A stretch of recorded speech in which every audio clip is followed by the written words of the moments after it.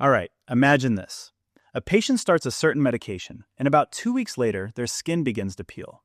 That's not just a bad rash, it may be Stevens-Johnson syndrome. SJS and TEN are not separate diseases. They represent the same immune process, just with different degrees of severity. Therefore, if less than 10% of body surface area is affected, we usually call it Stevens-Johnson syndrome. Once more than 30% is involved, that's toxic epidermal necrolysis.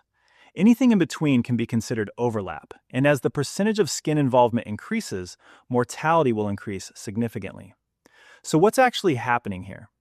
This is typically a severe, drug-triggered, type 4 hypersensitivity reaction. Certain medications may activate cytotoxic T cells, which will attack keratinocytes and will induce widespread apoptosis, which is basically programmed cell death. As more keratinocytes die, the epidermis separates from the dermis. Once that protective barrier is lost, the skin can behave physiologically like a burn.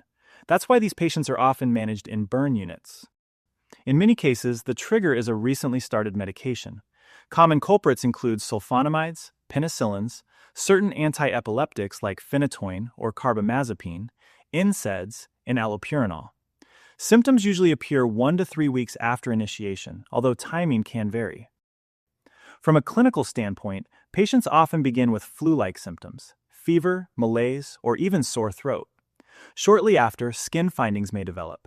You may see dusky, erythematous, or purpuric macules that can become confluent.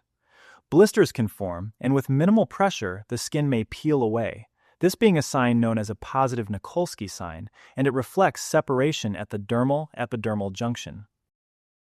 Mucosal involvement is very common and often affects the eyes, mouth, and genitals. Painful erosions may develop, and this is a key feature that helps distinguish SJS and TEN from less severe rashes. So how do we actually manage this condition? The first and most important step is immediate discontinuation of the suspected medication. If the trigger remains, the reaction can continue to progress. These patients are usually admitted to the ICU and are often treated similarly to burn patients. Because the skin barrier is compromised, they can lose large amounts of fluid, making aggressive IV fluid resuscitation and electrolyte monitoring essential. Supportive care also includes wound management, infection prevention, and temperature regulation. Now, when it comes to prognosis, severity truly matters. In Stevens-Johnson syndrome, where less than 10% of body surface area is involved, mortality is usually around 5 to 10%. But in toxic epidermal necrolysis, with more than 30% involvement, mortality can rise dramatically, reaching 30 to 50% in severe cases. To better estimate this risk, we often use a scoring system called SCORTEN.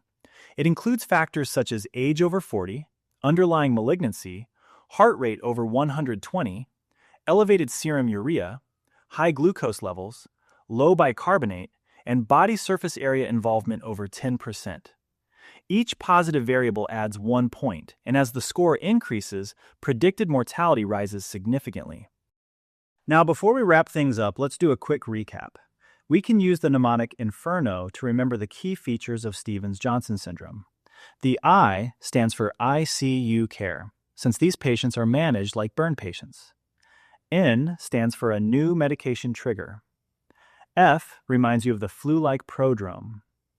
E stands for epidermal detachment. R is for the painful rash that becomes dusky and confluent. N refers to a positive Nikolsky sign. And O stands for oropharyngeal and other mucosal involvement. So that would be it. I hope you enjoyed the video and that you found it helpful. Feel free to leave a like or a comment and subscribe to the channel for more videos like